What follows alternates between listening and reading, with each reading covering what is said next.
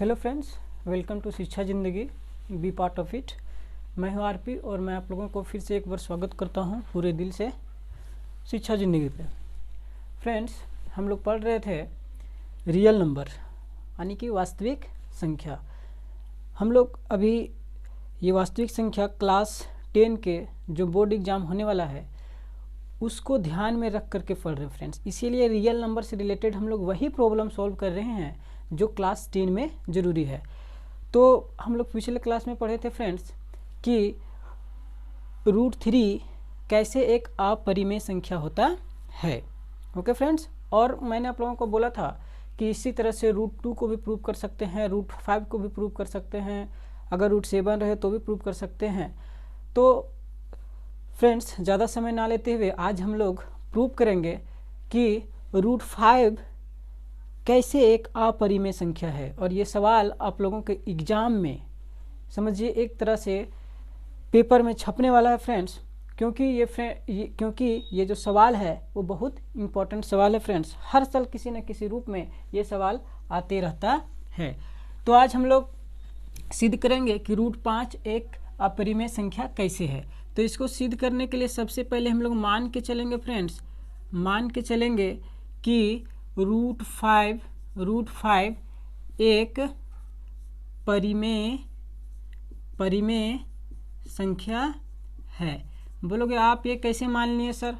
तो इसीलिए मान लिए फ्रेंड्स क्योंकि हम लोगों को प्रूव करना है √5 एक अपरिमेय। तो इसका उल्टा मान के चलेंगे, कि √5 मान लेते हैं एक परिमेय संख्या है, क्योंकि कुछ सवाल में हमको प्रूव करने के लिए विरोधाभास का सहारा लेना पड़ता है। ठीक है, विरोधाभास क्या होता है?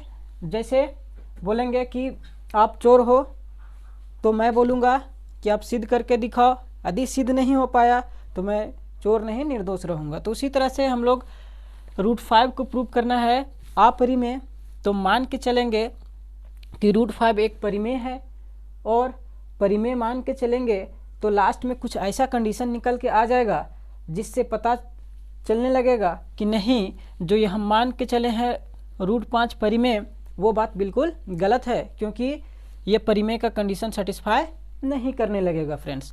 तो इसीलिए जब ऐसा मान के चलेंगे परिमेय है तो कुछ ऐसा कंडीशन निकाल के ले आएंगे कि परिमेय का जो प्रॉपर्टी होता है, क्राइटेरिया है, उसको फॉलो नहीं करेगा, और जब नहीं करेगा तो परिमेय ना होकर के वो अपरिमेय होगा। क्योंकि हम लोग जानते हैं कि जो संख्या परिमेय नहीं होगा वो अपरिमेय होगा, और जो संख्या अपरिमेय नहीं होगा वो परिमेय होगा। तो चलो फ्रेंड्स, हम लोग मान लिए हैं कि √5 एक परिमेय है, और जब √5 एक परिमेय संख्या है तो हम लोग ये बोल सकते हैं कि सर कि √5 जब एक परिमेय है तो ये a/b के रूप में होगा या तो p/q के रूप में होगा। ओके, तो अब यहाँ से हम लोग क्या करेंगे? अच्छा, यहाँ पे a/b मान लिए हैं। यहाँ पे एक चीज़ और बता देते हैं कि a और b कोई क्या होगा फ्रेंड्स? पूर्णांक होगा, कोई इंटीजर होगा। क्या होगा? इंटीजर होगा। और a और b कोई पूर्णांक होगा, और a और b का एक के अलावा कोई दूसरा उभयनिष्ठ गुणनखंड नहीं होगा। और साथ साथ में एक और कंडीशन होता है कि b is not equal to 0। Okay, ये क्यों लिखें? क्योंकि √5 को हम लोग परिमेय मान के चल रहे हैं, तो परिमेय a/b के रूप में होता है, और परिमेय संख्या a/b के रूप में होता है, जहाँ पे a और b कोई पूर्णांक होता है। a और b का एक के अलावा कोई दूसरा उभयनिष्ठ गुणनखंड नहीं होता है, यानी कि a और b आपस में सहअभाज्य होते हैं, कोप्राइम होते हैं, और साथ में b 0 के बराबर नहीं होता है। बोलोगे ऐसा क्यों होता है सर, b 0 के बराबर नहीं होता है? तो आप हमारे पिछले वीडियो देख लेंगे, रियल नंबर का जो फर्स्ट पार्ट है उसमें मैंने बताया है कि b 0 कैसे नहीं होता है। ओके, तो यहाँ पे हम लोग थोड़ा सा क्रॉस मल्टीप्लाई आगे करेंगे तो ये हो जाएगा √5b बराबर ए हो जाएगा, है ना। अब यहाँ पे हम लोग स्क्वायरिंग बोथ साइड करेंगे, स्क्वायरिंग बोथ साइड यानी कि दोनों तरफ वर्ग करने पर, दोनों तरफ वर्ग करने पर जब हम लोग दोनों तरफ वर्ग करेंगे फ्रेंड्स, तो यहाँ क्या हो जाएगा, ज़रा ध्यान से देखिए। ये हो जाएगा √5 का स्क्वायर, √5b का स्क्वायर, और ये हो जाएगा a का स्क्वायर। बोलोगे सर दोनों तरफ स्क्वायर क्यों कर दिए, तो हम लोग जानते हैं कि बराबर के दोनों साइड चाहे सेम संख्या को जोड़ दो, घटा दो, गुना कर दो, भाग कर दो, या तो दोनों तरफ सेम पावर चढ़ा दो, पावर 2 कर दो, पावर दोनों तरफ 3 कर दो। ये समीकरण, ये इक्वेशन के मान पे कोई फर्क, इसके मान में कोई बदलाव होने वाला नहीं है। तो यहाँ पे √5b का स्क्वायर बराबर a स्क्वायर है, इसका मतलब ये संख्या √5 और b है, ये √5 और b है ना, तो ये स्क्वायर √5 पर भी आ जाएगा, और यही स्क्वायर ये स्क्वायर √5 पर भी जाएगा, ये स्क्वायर b पर भी आ जाएगा। तो ये √5 पर स्क्वायर आएगा तो ये हो जाएगा √5 × 5, और ये हो जाएगा b × b, और इधर हो जाएगा a स्क्वायर।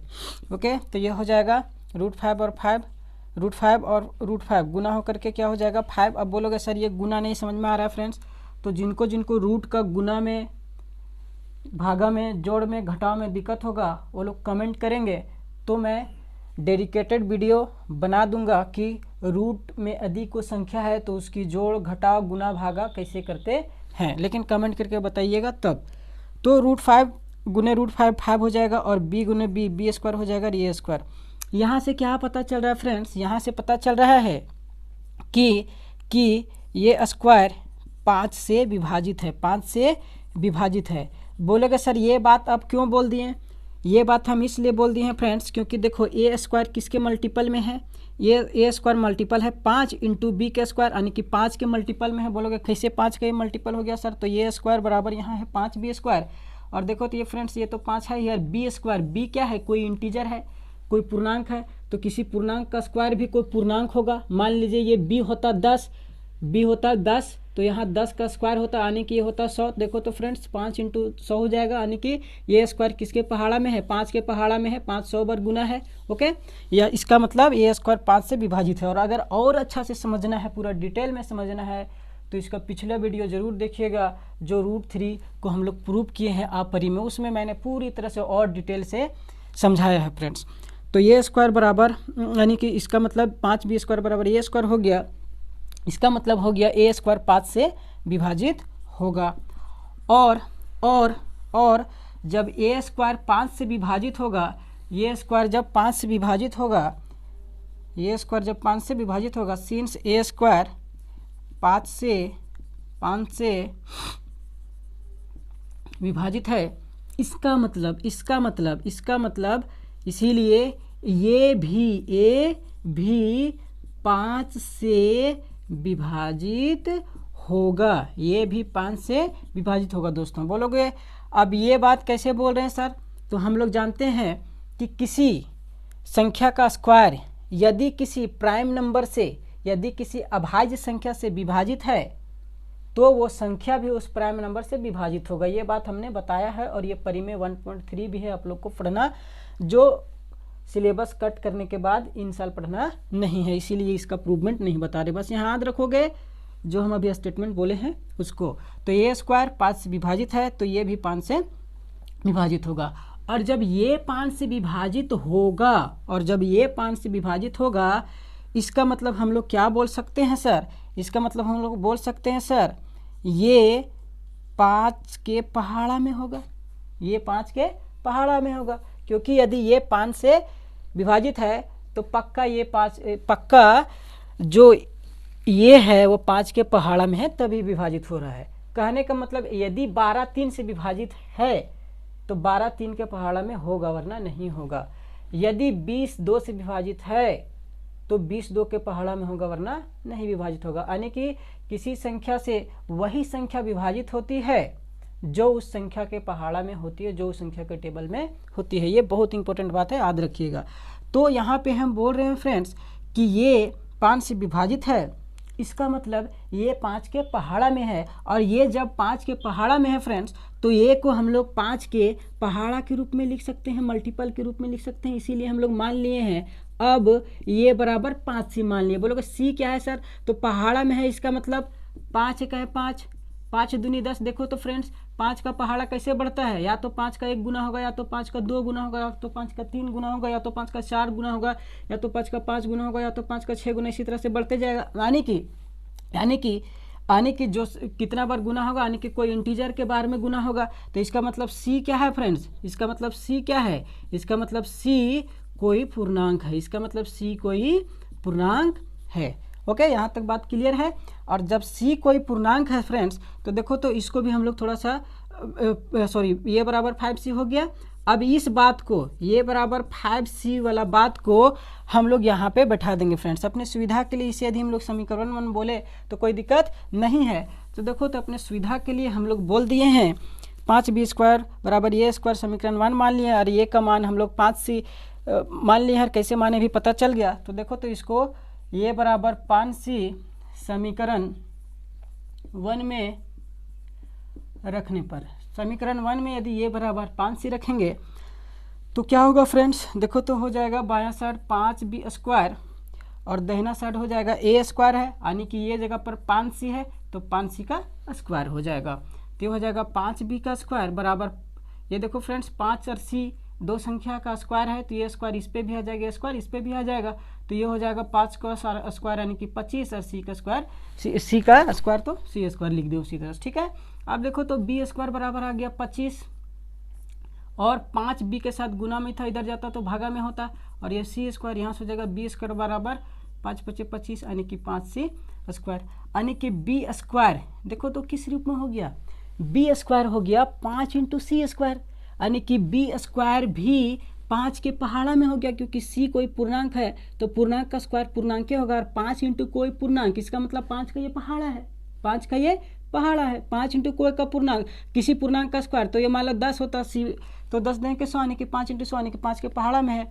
ओके, तो b² 5 के टेबल में है, इसका मतलब b² भी इसका मतलब b² भी किससे डिवाइडेड होगा, किससे विभाजित होगा फ्रेंड्स? 5 से। इसका मतलब b² 5 से विभाजित है, और b² जब 5 से विभाजित है फ्रेंड्स, जब b² 5 से विभाजित है तो इसका मतलब b भी, इसका मतलब इसीलिए b भी 5 से विभाजित होगा, b भी 5 से विभाजित होगा। कैसे होगा अभी एक एक केस में समझाए थे, वही चीज़ यहाँ भी है, और लिखना चाहते हो तो लिख लो परिमेय 1.3 से, क्योंकि 10 क्लास में ये पढ़ना है, 10 क्लास में ये पढ़ना है। ठीक है, जिनको स्क्रीनशॉट लेना है वो ले सकते हैं। ठीक है, आई होप ले लिए होंगे। चलिए आगे बढ़ते हैं हम लोग। तो यहाँ पे हम लोग देख रहे हैं फ्रेंड्स कि ये भी 5 से विभाजित है, ये भी 5 से विभाजित है, और b भी 5 से विभाजित है। इसका मतलब क्या हुआ? इसका मतलब क्या हुआ कि 5 a को भी भाग करता है और 5 b को भी भाग करता है, और जब 5 a को भी भाग करता है और 5 b को भी भाग करता है, इसका मतलब क्या हुआ? 5 a और b का क्या है? उभयनिष्ठ गुणनखंड है। सिंस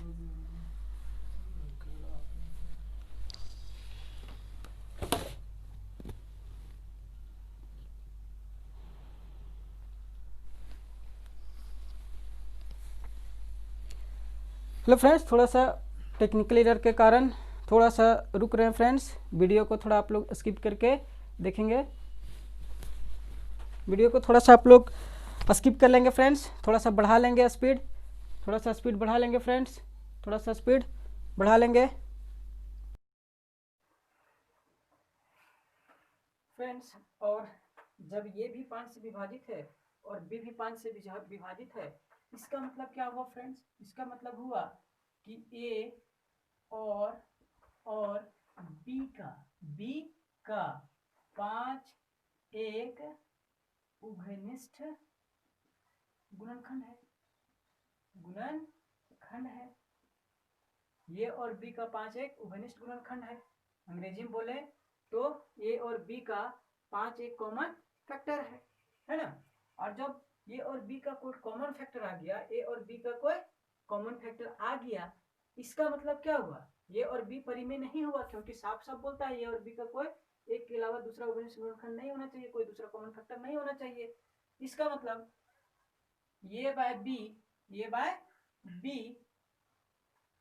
परिमेय संख्या नहीं है। इसका मतलब ए बाय बी परिमेय संख्या नहीं है। और जब ए बाय बी परिमेय संख्या नहीं है, इसका मतलब √5 भी परिमेय संख्या नहीं है।